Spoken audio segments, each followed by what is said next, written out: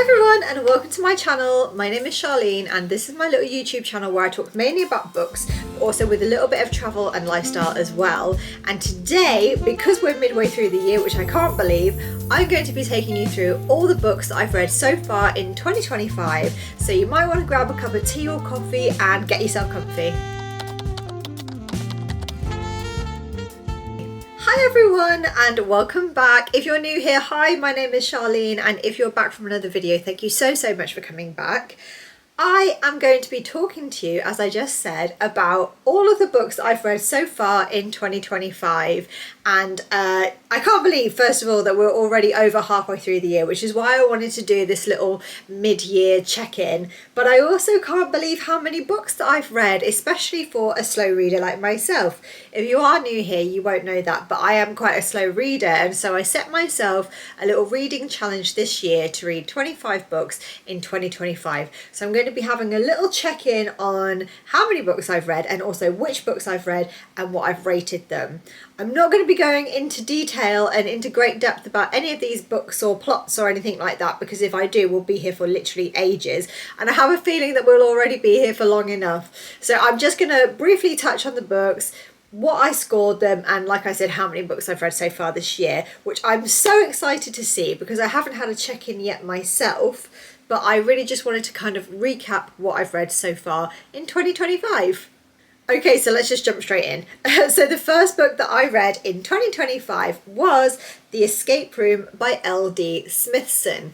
This was a very fun, fast-paced, intelligent, psychological thriller that reminded me of like a book version of Saw or The Crystal Maze or something like that.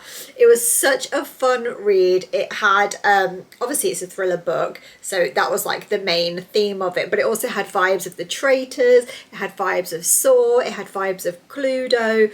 It was a very interesting puzzle type of thriller, which I thoroughly enjoy reading and got through very quickly.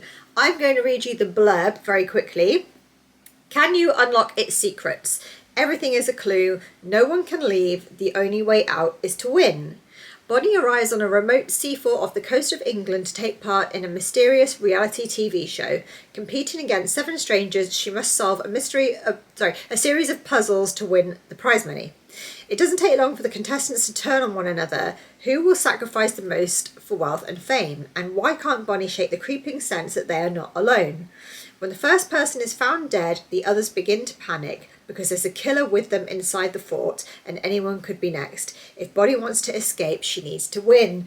Even just reading that back over now, it like makes me feel a little bit excited because I absolutely loved reading this book. And also the author is an absolute legend who reached out to me after my book review on this book, and she's just the most lovely person.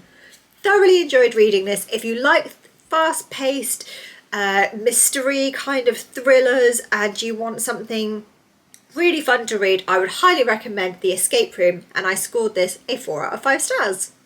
So the second book that I read in 2025 was Crying in H by Michelle Zorner, and this was a complete change of pace for me because I don't often read non-fiction books, but I wanted to read this one because I'd heard a lot of good things about it, and also I was very interested in the subject matter.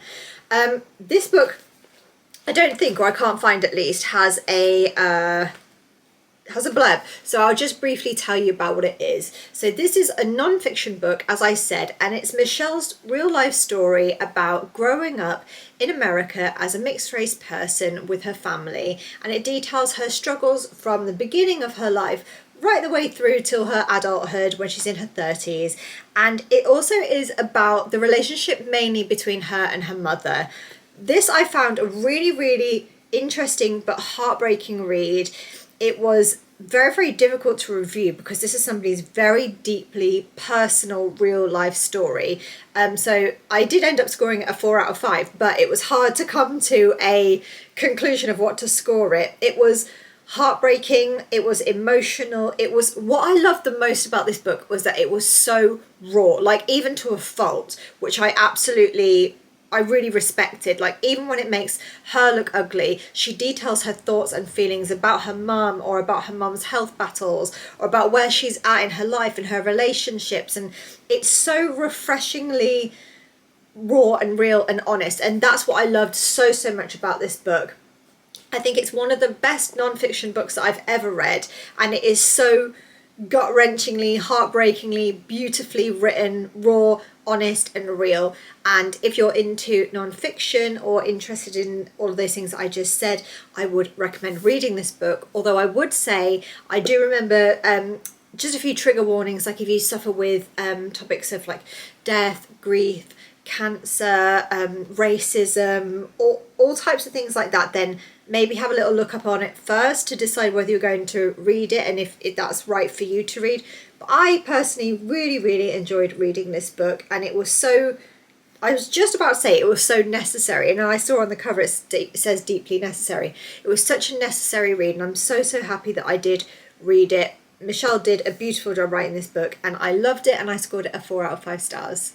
The third book I read in 2025 was a complete switch up from Crying in H Mart, and it was Witchcraft for Wayward Girls by Grady Hendrix. Grady Hendrix is a writer who I really enjoy his stories. I really enjoy the horror elements, and I really like how he makes it feel like a 90s slasher film in every book he writes. I just really love that vibe and that kind of nostalgia. I love it. I also love my copy of this book because it is like a limited edition version, and I think it looks very cool. This big hardback. Let me read you the blurb. They call them wayward girls, loose girls, girls who grew up too fast, and they're sent to Wellwood House in St. Augustine, Florida, where unwed mothers are hidden by their families to give birth in secret, put their babies up for adoption, and most important of all, forget any of it ever happened. 15-year-old Fern arrives at the home in the sweltering summer of 1970, pregnant, terrified, and alone. There she meets a dozen other girls in the same predicament. Rose, a hippie who insists she's going to keep her baby and escape to a commune. Zinnia, a budding musician who plans to marry her baby's father. And Holly, a barefoot 14 mute and pregnant by no one knows who. Every moment of their waking day is strictly controlled by adults who claim to know what's best for them, until Fern meets a librarian who gives her an occult book about witchcraft, and suddenly power is in the hands of the girls for the first time in their lives. But power can destroy as easily as it creates. It's never given freely. There's always a price to be paid, and it's usually paid in blood. So there are two elements that I would just quickly touch on about this book. The first is about like that horror element and that kind of witchcraft edge. That part of it I found really interesting because that's just right up my alley. I love anything about witchcraft and witches, and I like horror. So that side of it was really cool and really interesting, and I like those subject matters. The other things were that it comes off when you read the blurb or just look at the cover, it's just a general horror book. But actually it touches a lot on women's rights, and especially when the book was set, when did I say, 1950s, 1970s. It touches a lot on women's rights, especially in that time period. And it really makes you realise how difficult life would have been for women and young girls and anybody in this position during that time. So it actually makes you think quite a lot about the subject of feminism anyway as well. But all in all, I really enjoyed reading this book. I like Grady Hendrix. I like Grady Hendrix's writing. I like anything horror related. And I absolutely love the way this book looks. And what did I end up scoring it? I scored it a 4 out of 5 stars. So the fourth book I read in 2025 was 11/22/63 by Stephen King. And you can probably tell by the big old smile on my face that I absolutely loved reading this book. I'm a Stephen King fan anyway.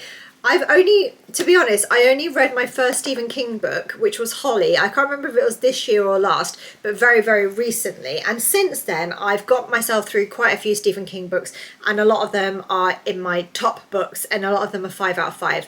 I absolutely love Stephen King's writing, which will be surprising to no one. Everyone loves Stephen King. But I read this because my husband loves this book. Okay, he won't stop talking about this book. It's just like one of his favourites of all time. So as a slow reader, I didn't want to approach it for a long time because it's got like 740 pages, and I was just really like intimidated by it. So I read this, I downloaded the ebook, well, not the ebook, sorry, the audio book on Audible, and I read and listened to it at the same time, and I got through it within a couple of weeks, and I just loved it so much. This is definitely within my top 5, if not at least top 10 books. So let me read you the blurb very quickly. On November 22nd, 1963, 3 shots rang out in Dallas. President Kennedy died and the world changed, unless... In 2011, Jake Epping, an English teacher from Lisbon Falls, Maine, sets out on an insane and insanely possible mission to prevent the Kennedy assassination. Leaving behind a world of computers and mobile phones, he goes back to a time of big American cars and diners, of Lindy hopping and the sound of Elvis and the taste of root beer. In this haunting world, Jake falls in love with Sadie, a beautiful high school librarian, and as the ominous date of 11/22/63 approaches, he encounters a troubled loner named Lee Harvey Oswald. We all know what that's referring to, and that this book is all about. It's like a retelling of the assassination of JFK, but done in a way that's like, what if somebody could go back in time and prevent that from happening? What would the world look like now, and would that be the best thing for America and the world, actually? And I thoroughly enjoyed reading this book.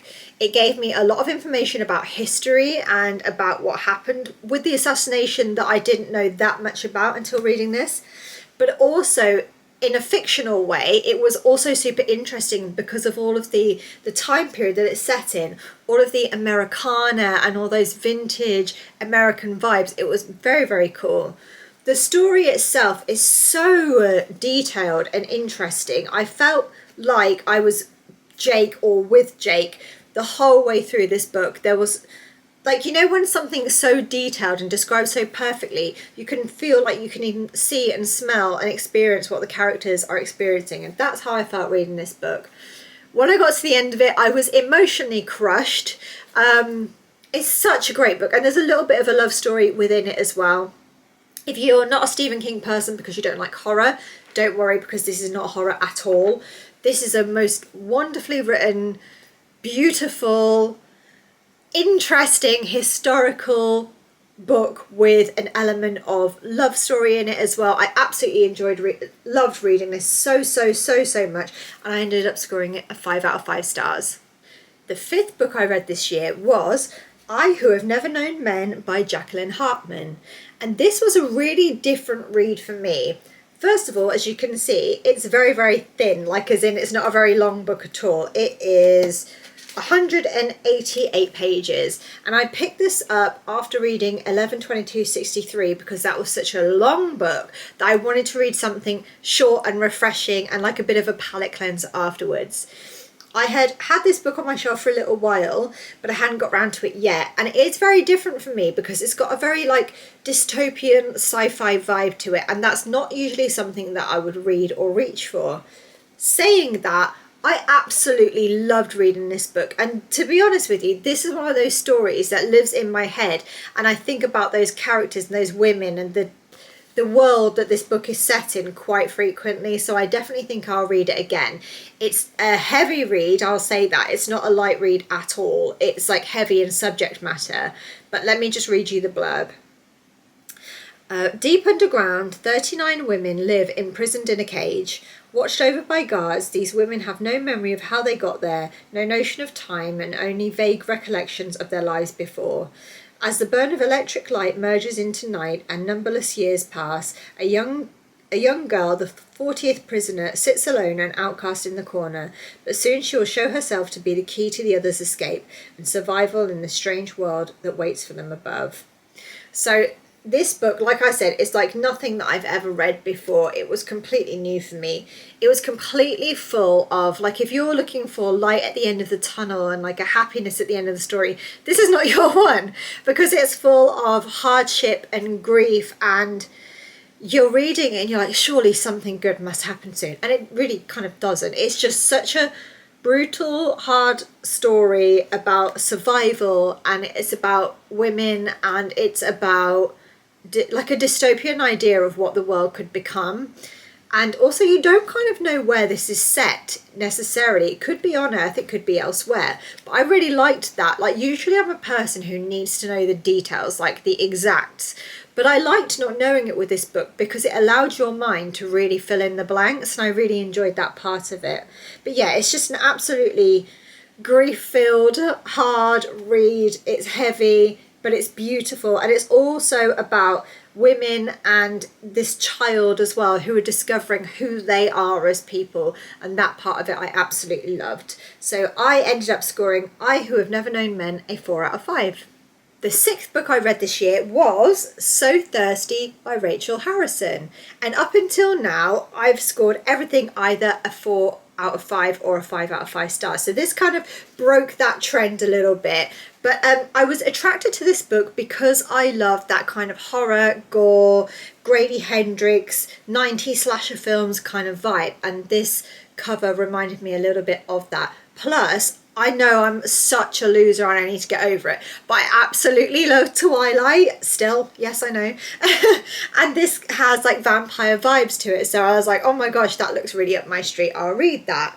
So let me just get on to the blurb and then I'll tell you my very quick thoughts and my rating of this book. Sloane Parker is dreading her birthday. She doesn't need a reminder she's getting older or that she's feeling indifferent about her own life. Her husband surprises her with a weekend away, not with him, but with Sloane's longtime best friend, troublemaker extraordinaire Naomi. Sloane anticipates a weekend of wine tastings and cosy robes and strategic avoidance of issues she'd rather not confront, like her husband's repeated infidelity. But when they arrive at their rental cottage, Naomi has something else in mind. She orchestrates a wild night out with a group of mysterious strangers, only for it to take a horrifying turn that changes Sloane and Naomi's lives literally forever. Two friends are forced to come to terms with some pretty eternal consequences in this bloody, seductive novel. So, that sounds absolutely great. And the story was very, very interesting and it was very, very fun to read. But for me, it was all a bit surface level. There wasn't too much going on otherwise. And also, when I finished reading the book, I felt like it got wrapped up really quickly and it seemed like we were spending a long time getting to something epic and massive happening, and then it just kind of happened really, really quickly, and it was resolved very quickly in a bit of an anticlimactic way. But as well as that, I just found there were a lot of unanswered questions at the end of the book that I still had. I enjoyed it for the ride, and I enjoyed it. It was fun, it was carefree, it was a very light read, it was fun, it was a bit gory and a little bit like spicy in places, and I enjoyed all of that part of it. It was just that there wasn't that much depth for me, and it just felt a little bit like this could be part one to another book. Do you know what I mean? It just, there wasn't, a lot of stuff wasn't answered or wrapped up for me, and me being the way my brain works, I'm like, I have to know exactly what happened, and I didn't, and that bugged me. So I ended up scoring So Thirsty a 3 out of 5 stars. The seventh book I read this year was Victorian Psycho by Virginia Fito. And whenever I talk about this book, I have a little smile on my face because it's just such a crazy book. Like, it might genuinely be one of the weirdest things that I've ever read. And I also read this when I had the flu really, really badly. So reading this at the same time as having the flu and feeling out of my mind, I was like, what on earth is going on here? Like, I just felt all over the place. But let me just read you the blurb. England, 1800s. Winifred Notty arrives at Ennis's house prepared to play the perfect Victorian governess. She will dutifully tutor her charges, tell them bedtime stories, and only joke about eating children. But the longer Winifred spends within the estate's dreary confines, and the more she learns of the perversions and pathetic preoccupations of the Pounds family, the more trouble she has sticking to her plan. Whether creeping across the moonlit lawns in her undergarments or gently tormenting the house staff, Winifred struggles at every turn to stifle the horrid compulsions of her past. That is until her chillingly dark imagination breaks the feeble boundary of reality one Christmas morning. So even the style of the book should tell you that this is not like anything normal that you'd read. It is a completely crazy book. It says on the front, simmering with rage, and I would completely agree with that. This is one of the only books I've ever read where the main character is completely insane and so dark, and they know it and they don't care and they love it and they embrace it. And Miss Notty, the main character, is just absolutely wild. Like, she is just filled. She talks all the way through the book about this darkness, and obviously it's set in the 1800s as well, so when things were even more straight-laced then. And it's just such a crazy read. Like, it's definitely got dark humour to it. It's kind of heavy, but it's got dark humour to it, which lightens it. It's like a gothic Victorian book, but it's also got elements of like I said, that humour, and it's so shocking and in places disgusting, but like in a way that makes you just laugh, because it's like, what on earth is going on here? And I really enjoyed reading it. What did I score it? Victorian Psycho. Yeah, I ended up scoring Victorian Psycho a 4 out of 5 stars. And if you want to read something completely different to anything you've read before and something really out there, I'd highly recommend Victorian Psycho, 4 out of 5 stars. The 8th book I read this year was Dark Matter by Blake Crouch. And this again was something completely different for me. And the way I read this was completely different as well. I'm a slow reader and it takes me a while to get through things, and there are certain things that intimidate me and certain books that intimidate me if I think that the subject matter isn't something that I'm used to, or if a book is very, very long, things like that. It kind of put me off. And I really had heard great things about this book. My husband had read this book and said that it was amazing, but the fact that it was sci-fi really put me off. It's just not my thing really, and I struggle to understand it. So I challenged myself to read this book within one day, and I started very early and I finished much, much, much later on. It took me many hours, but I did it. I've read this book in a day, and I couldn't have picked a better book to do it with than this one. Yes, it was sci-fi, but it was sci-fi that I didn't struggle to keep up with. Some sci-fi you're like, what the hell does that mean, and what's this and what's that, but this explains everything beautifully. It's such a amazing cool story. It's something that you can really imagine happening. You can imagine it being in a film or something like that, and everything that was presented in this book I really could picture very clearly in my head. It was so well written. The story was a page turner. It was fast paced. There's no like dead time at all in this book. Like, there's nothing that could be cut from this story at all. It's so well written. Let me just read you the blurb before I keep on about it. So it says, "Are you happy in your life?" Those are the last words Jason Desson hears before the masked abductor knocks him unconscious, before he awakes to find himself strapped to a gurney, surrounded by strangers in hazmat suits, before the man he's never met smiles down at him and says, "Welcome back." In this world he's woken up to, Jason's life is not the one he knows. His wife is not his wife, his son was never born, and Jason is not an ordinary college physics professor. In this world or the other, what's the dream? The answer lies in a journey more wondrous and horrifying than anything Jason could have imagined. This is full of twists and turns. You'll never ever guess how it ends up. It is just shocking, it is interesting, it's fast paced, it's mind bending, it twists your head around, and it also made me think of a few things like a few existential things. It made me like question a few things. So it was very interesting, and I'm so glad that I did choose this book to read in a day. I would highly recommend this for everybody to read, and I ended up scoring Dark Matter a 4.5 out of 5 stars. So the 9th book I read this year was Murder at Mount Fuji by Shizuku Natsuki. So I really, really love translated books. I think that there's just such a, even when they're translated to English, there's such a difference in the vibe and the tone of the book. And it is completely different for some reason, at least it has been in the books that I've read. And that was the case with this book as well.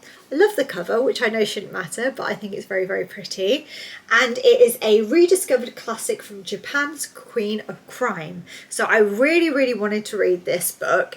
Let me just read you the blurb before I carry on talking about it. When American student Jane Prescott is invited to spend the holidays with her classmate Chio, she jumps at the chance to see in the new year at a luxurious mansion at the foot of Mount Fuji. Chio belongs to one of Japan's wealthiest families and is the heiress to a pharmaceutical empire headed up by Yohei Grandpa Wada. Within the whole Wada family gathered and snow falling outside, the festivities are in full swing. That is until Chio bursts into the room covered in blood, holding a knife, and screaming that she stabbed her grandfather to death. Stunned, the family closes rank to protect one of its own, but Jane alone has more questions than answers. Could her sweet, timid friend really be capable of such violence? Did any other member of the Wada clan stand to gain everything from the patriarch's death? And if so, could the real murderer still be in their midst? So this, what I would describe as a cozy crime book. It had a crime story at its core and had thriller elements, but also it was very cozy in the way that it was written. I know that sounds like it shouldn't go together, but it really, really does. I really enjoyed reading this book. The story was very interesting. It was like a living version of Cluedo, which I absolutely love. I love the detail in the story. I loved as well what happened is the crime that takes place happens right at the beginning of the book, and then everything happens afterwards to kind of reconstruct that moment and to re-go over what happened, looking at it from multiple angles. And I really loved that storytelling and the way the story was told. I found it very, very interesting, but there were some elements that I was like, hurry along with this bit now, you know. But for the most part, I really, really did enjoy reading it. It's not the heaviest book that you'll ever read. It's not the best crime book that you'll ever read. But if you're looking for something to read on a rainy weekend and you're looking for something cozy to read and you like crime, I'd highly recommend this book. I ended up scoring Murder at Mount Fuji a 3.5 out of 5 stars. And the 10th book I read this year is Blood Over Brighthaven by M.L. Wang. This book I'd seen everywhere, and I know people are still talking about this book, and I am a huge fan of dark academia. So somebody that I follow on Instagram said that they loved this book, and they especially loved how it was a blend of dark academia and fantasy. So I thought, that's going to be right up my street. So I gave it a go, and I won't lie, I had a little bit of a time getting through it, because the same way I was just explaining about sci-fi books, you know, when something is a completely different concept that you struggle to wrap your head around it. Sometimes I find the same with fantasy books, when they're creating a whole new world and everything within it is words that you don't know or understand, like the people, the objects, the places, like the general constructs, everything is completely different. I was kind of like, what is going on here? So as a slow reader, that took me a little bit of time to get my head around, and I had to keep going back over it. So much so that it has a terminology and index in the back of the book to give you a little bit of a guide. But this book was 417 pages. It did take me a while to get through. However, after reading it and reflecting on it and thinking a little bit more about the story, I actually realised that I really did enjoy it, even though I didn't necessarily keep up with all of those terms and words and phrases and things like that. I really enjoyed reading it as a whole. So let me read you very quickly the blurb. For 20 years, Siona has devoted every waking moment to the study of magic, fueled by a mad desire to achieve the impossible, to be the first woman ever admitted to the High Magistracy at the University of Magics and Industry. When Siona finally passes the qualifying exam and becomes a High Mage, she finds her challenges have just begun. Her new colleagues are determined to make her feel unwelcome, and instead of a qualified lab assistant, they give her a janitor. What neither Siona nor her peers realise is that her taciturn assistant was not always a janitor. 10 years ago, he was a nomadic hunter who lost his family on their perilous journey from the wild plains to the city. But now he sees the opportunity to understand the forces that decimated his tribe, drove him from his homeland, and keep the privileged in power. At first, Mage and outsider have fractious relationship, but working together they uncover an ancient secret that could change the course of magic forever if that doesn't get them killed first. So this was an incredibly complicated and deep and heavy read. Saying that, the story was really, really interesting, and it also, obviously in a fictitious way, but it brought to light a lot of real world issues as well for me. You know, just like class issues, race issues, gender issues, all sorts of things like that. It really brought to the forefront, and so I really enjoyed that element of it.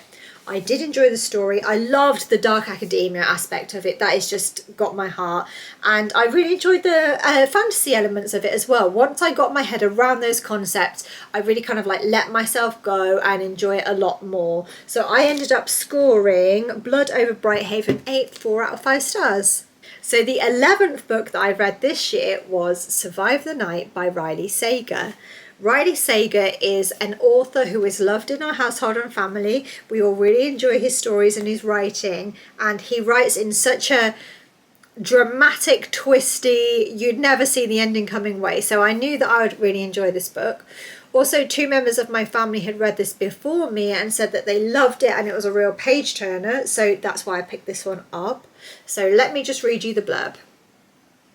Charlie Jordan is being driven across the country by a serial killer, maybe. Behind the wheel is Josh Baxter, a stranger Charlie met via the university rideshare scheme. On the road they share their stories, carefully avoiding the subject dominating the news, the campus killer, responsible for 3 student murders, has just struck again. The miles tick by and Charlie begins to notice discrepancies in Josh's story, and why won't he let her see inside the trunk?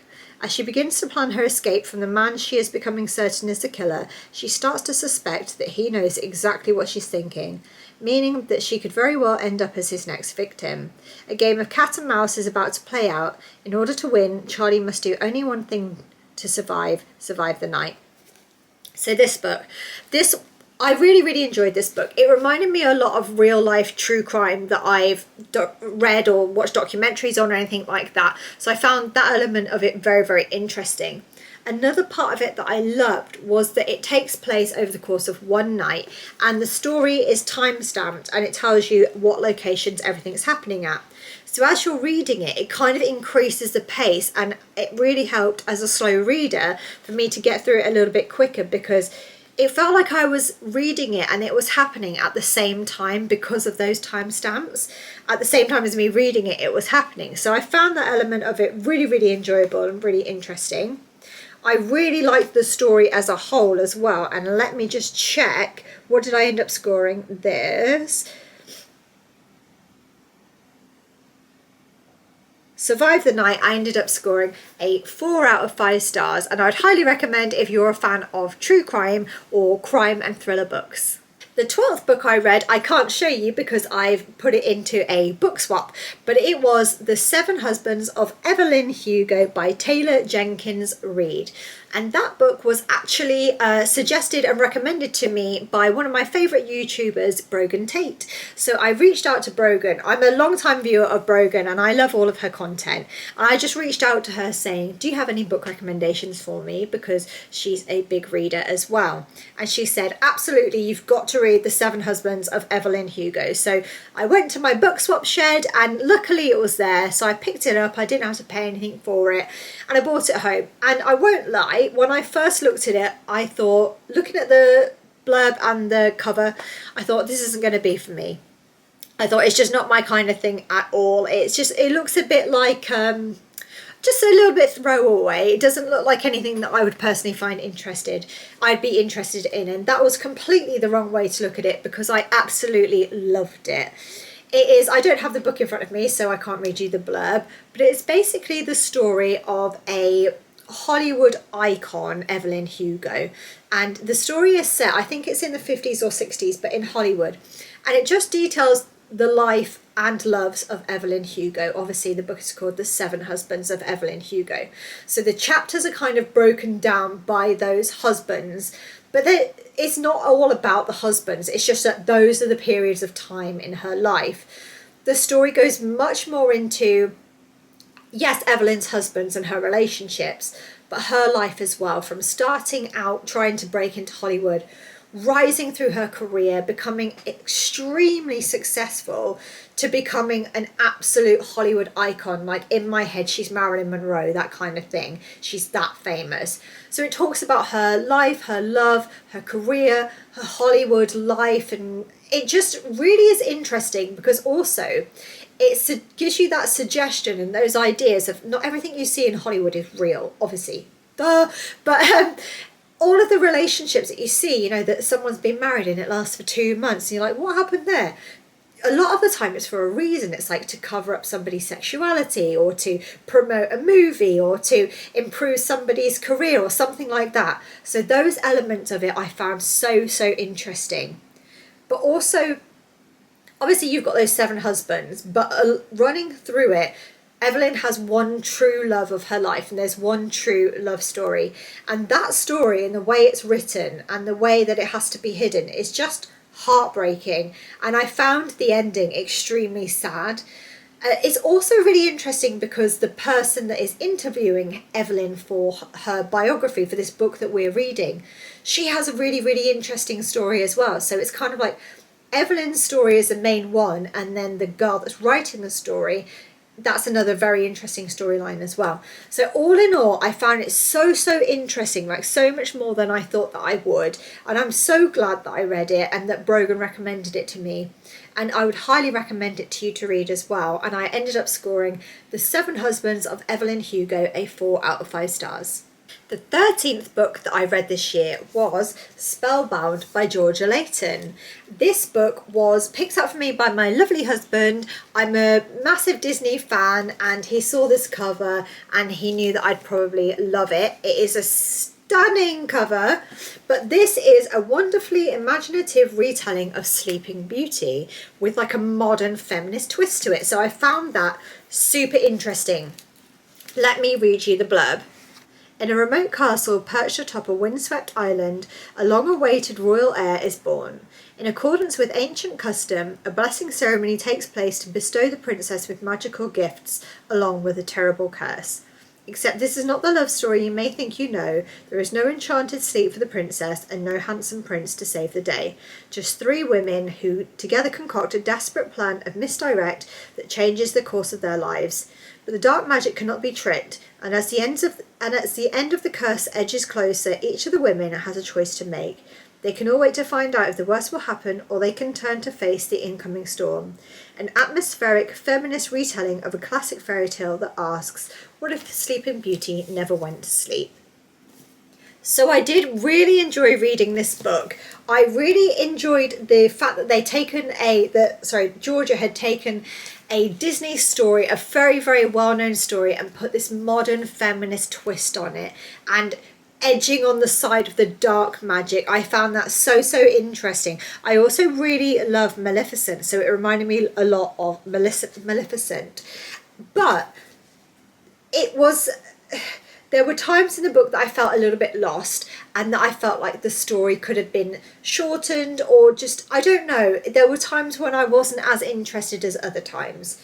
One thing I did love about the book was that all of the chapters are told from multiple perspectives, and I really like it when books do that, because you can get to see the same story from multiple different angles, and you get to kind of get the complete picture then. So I really enjoyed that part of it. I did enjoy the book as a whole, but I also felt like the entire book was heading towards this massive epic conclusion, literally 17 years in the making, this story. And the way it ends just kind of felt a little bit abrupt and rushed, and it just felt like it should be so much bigger considering we were spending so much time getting to it. That said, I still did really enjoy reading Spellbound, and I loved reading something different, like an adult fairy tale. I thought it was really cool. So I ended up scoring Spellbound a 3.5 out of 5 stars. And the 14th book I read this year was If We Were Villains by M.L. Rio. I'm so happy I finally got to this book. I've been hearing so much about it for such a long time. And I've already said I know that I love dark academia. It's one of my favourite genres, and The Secret History by Donna Tartt is one of my favourite books, and a lot of people compare that book to this one and draw a lot of similarities and comparisons. So I was like, perfect for me. Like, even on the cover it says, like Donna Tartt's The Secret History, M.L. Rio's sparkling debut is a richly layered story of love, friendship and obsession. So let me just read you the blurb. Oliver Marks has just served 10 years for a murder he may or may not have committed. On the day of his release, he is greeted by the detective who put him in prison. Detective Colborne is retiring, and he wants to know what really happened a decade before. As a young actor at an elite conservatory, Oliver noticed that his talented classmates seemed to play the same characters on stage and off. Villain, hero, temptress, though he was always a supporting role. When the teachers change the casting, a good-natured rivalry turns ugly and the play spills dangerously over into real life. When tragedy strikes, one of the 7 friends is found dead. The rest face their greatest acting challenge yet, convincing the police and themselves that they are blameless. This book, I had such a good time reading. It's quite a lengthy book. It's like 426 pages, but I loved it so much. The story was very reminiscent of The Secret History, and so were the characters. but I found the characters in this book a little bit more likeable than in The Secret History. And whereas in The Secret History they're focused on Greek language and Greek theology and everything like that, in this book they are drama students. They are very, very dramatic Shakespearean actors, and that element of it I loved, because I love the drama of it, I love the Shakespeare of it. I live in an area that relies very heavily on tourism for Shakespeare, and Shakespeare is just a very big deal where I'm from, and so I loved that part of it. I love the dark academia so much. The story is super interesting and it had me gripped from the first page. There are lots of twists and turns, and I just thoroughly enjoyed reading this book, and I can't believe it took me so long to get to. But I would highly recommend reading this if you like dark academia, or if you're looking for something dramatic and twisty to read. And I ended up scoring If We Were Villains a 5 out of 5 stars. I think I might have lost track now. I can't remember if I said If We Were Villains was 15 or 14. But anyway, this is the 15th book that I read this year, and this is A Night to Remember, the classic best-selling account of the sinking of the Titanic by Walter Lord. So this sounds like a completely random book to throw in there. It's obviously a non-fiction, but I'm very, very interested in the Titanic, and I have been really since a kid because of the movie.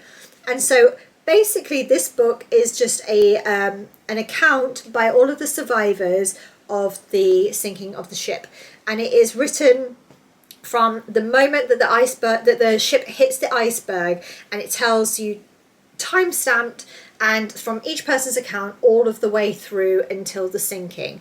So it starts at 11:40, and then when the ship hits the iceberg, and from then it goes through the rest of the night, what happened, what the people who were actually on the ship saw, heard, what the vibe was like, what the atmosphere was like, how they survived, and it just every single bit of detail that you could want to know. But it goes much further than the film did, because it goes into what happens after the ship sinks, what happened to the people on the boats, how did they survive, what happened afterwards, what were the precautions put in place after the Titanic sank, and all of those things, which I found really interesting. This is a bit of a niche book, to be fair, but if you are interested in the Titanic and that part of history, then I would recommend reading this book. I found it a bit of a weird one to review and to rate, because obviously it's a real story, but to put it on Goodreads, I think I put it on as a 4 out of 5 stars or something like that. But if you're interested in the Titanic, I'd highly recommend that you read this book. I can't believe we're there. That seemed like a slog, but basically my counting seems to be a bit all over the place, but I think I've read 15 books so far this year. We are halfway through the year, and my goal was to read 25, and I've read 15, so I should absolutely smash my target, and I'm very happy with that. Thank you so much for watching this book. I hope you found that interesting, and I hope that you've found something there that you would like to read and that interests you.